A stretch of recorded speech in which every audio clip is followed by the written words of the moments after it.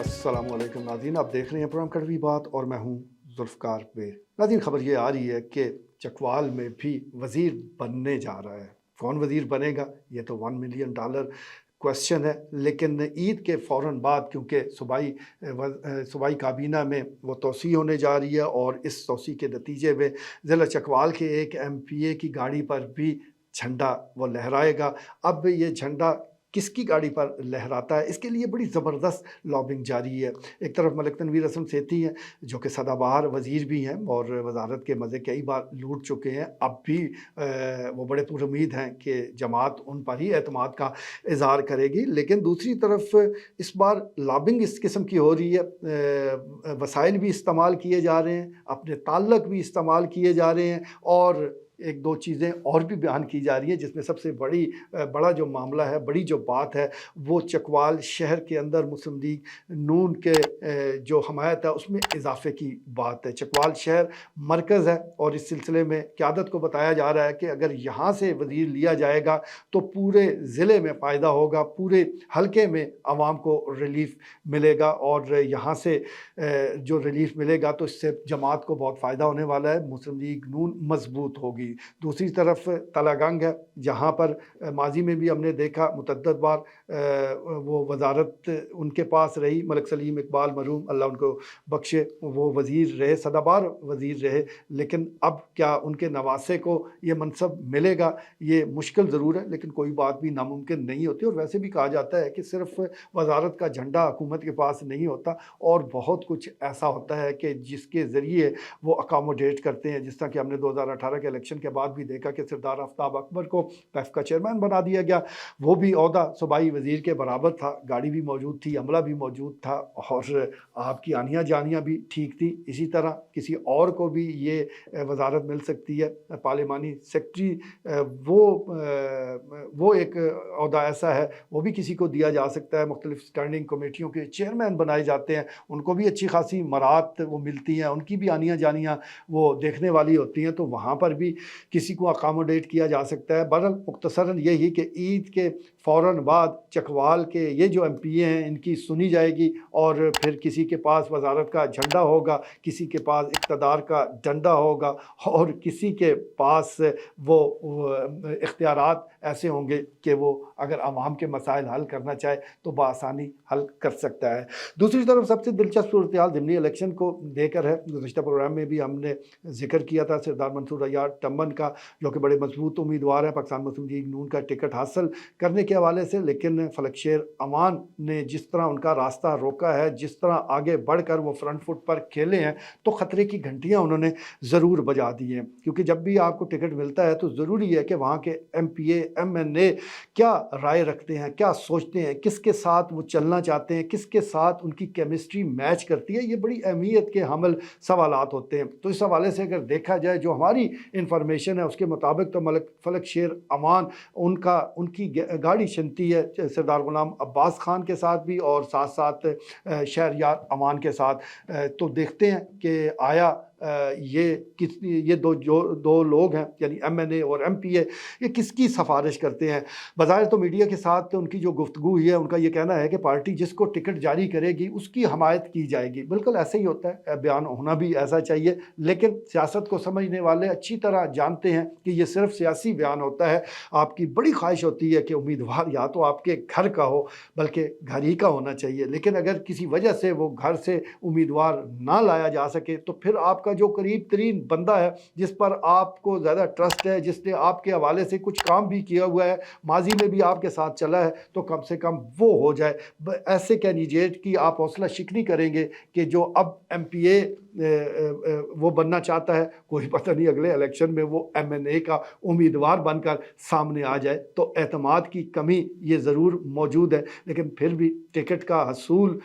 वो बड़ी अहमियत का हामिल है। सरदार मंसूर अय्यार टम्मन भी सरधड़ की बाजी लगाए हुए हैं और दूसरी तरफ खरामा फलकशेर अमान है جو کہ اندرون خانہ وہ کام کر رہے ہیں بلکہ کام ڈال رہے ہیں، دیکھتے ہیں کہ یہ جو ان کا کام ڈالنا ہے وہ کس انداز سے آگے بڑھتا ہے۔ جس طرح میں نے بتایا تھا کہ وہ بزنس مین ہے، بزنس ڈیل کو بھی بڑی اچھی طرح سمجھتے ہیں اور کس سے کب کس طرح کس انداز سے رابطہ کرنا ہے وہ بھی بخوبی جانتے ہیں۔ 2018 کے الیکشن میں بھی وہ امیدوار تھے، لیکن اس وقت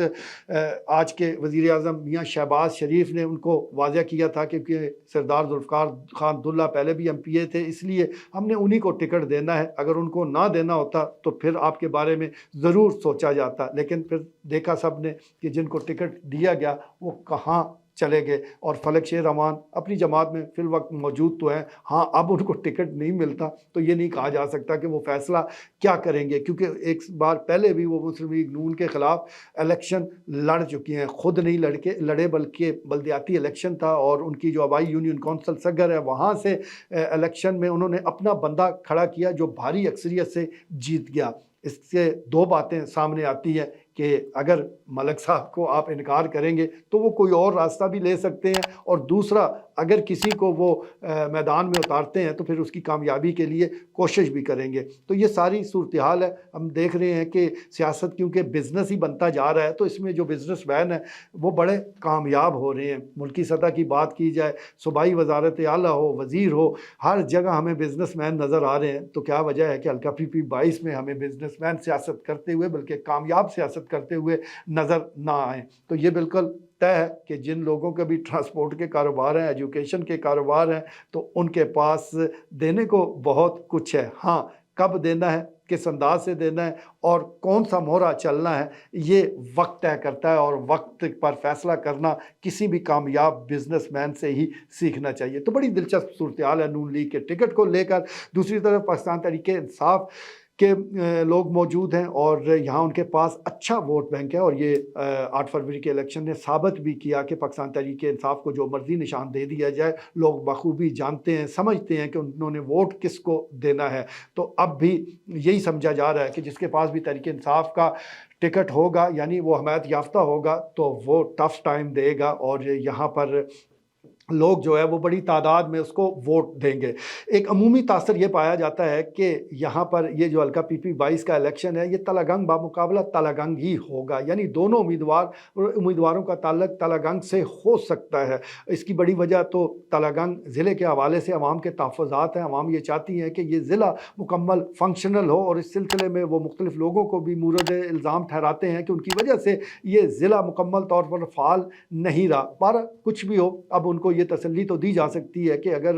منتخب ہوئے تو اس سے ضلع کو فعال کر دیا جائے گا۔ اب یہ تسلی تو حکمران جماعت ہی دے سکتی ہے، لیکن دیکھتے ہیں کہ عوام اس تسلی پر کس حد تک یقین کرتے ہیں۔ جہاں تک ووٹ کی بات ہے تو ووٹ تو تحریک انصاف کے پاس بہت ہے، اور اس بار حلقہ PP 22 کا جو ضمنی الیکشن ہے وہ ایک بات طے ہے کہ وہ 8 فروری جیسا نہیں ہوگا، یہ سیدھا سادہ الیکشن ہوگا، جس نے ووٹ حاصل کیے وہی کامیاب ہوگا۔ تو اس لیے بڑی محنت کرنے کی ضرورت ہے۔ دیکھتے ہیں کہ تحریک انصاف کے حمایت یافتہ دو جو نثار ہیں، نثار قاسم اور حکیم نثار، اس میں کون جانثار ثابت ہوتا ہے، کون سامنے آتا ہے، اور اس کے ساتھ ساتھ محترمہ فوزیہ بہرام صاحبہ ہے، آیا ان کو بھی کنسیڈر کیا جائے گا یا نہیں؟ دلچسپ صورتحال ہے یہاں بھی ٹکٹ کو لے کر۔ دوسری طرف ہم دیکھ رہے ہیں کہ مسائل ہیں، مسائل کے حل کا عوام کو ہمیشہ تسلی دی جاتی ہے، عوام کو بتایا جاتا ہے کہ ان کے مسئلے مسائل حل ہوں گے، لیکن ابھی تک تو ایسا ممکن نہیں ہوا۔ ہاں، اگر ہم چکوال شہر کی بات کریں تو یہاں مشہور زمانہ بھون روڈ، جس کے بارے میں ہر ایک نے خبر دی، ہر ایک نے واویلا کیا، وہاں پر جو دکاندار ہے انہوں نے ہاتھ جوڑے، تو اب کم سے کم اتنا رحم ضرور آ گیا ہے کہ اس کی مرمت کا کام وہ شروع ہو گیا ہے۔ لوگوں میں تو واقعی اس بار خوشی کی لہر دوڑ گئی ہے، کیونکہ شہر کے بیچوں بیچ اتنے گڑھے ماضی میں ہم نے کبھی نہیں دیکھے کہ اس طرح ٹوٹ پھوٹ ہو اور کوئی پوچھے ہی نہ۔ تو بہرحال یہ ایک ساری صورتحال ہے، اور دیکھتے ہیں کہ الیکشن 21 اپریل کو وہ کس انداز سے ہوتا ہے، کون کھلاڑی میدان میں اترتے ہیں اور کس کو کس کی حمایت حاصل ہوتی ہے۔ میں نے پہلے بھی بتایا ہے کہ یہ الیکشن بہت ہی اہمیت کا حامل ہے، یہ ثابت کرے گا، اس کی ہار جیت بتائے گی کہ 8 فروری کو اصل میں جیتا کون تھا، ہارا کون تھا۔ اس لیے یہ الیکشن سب کی نیندیں اڑانے والا ہے۔ آج کے لیے اتنا ہی، اجازت دیجیے، اللہ نے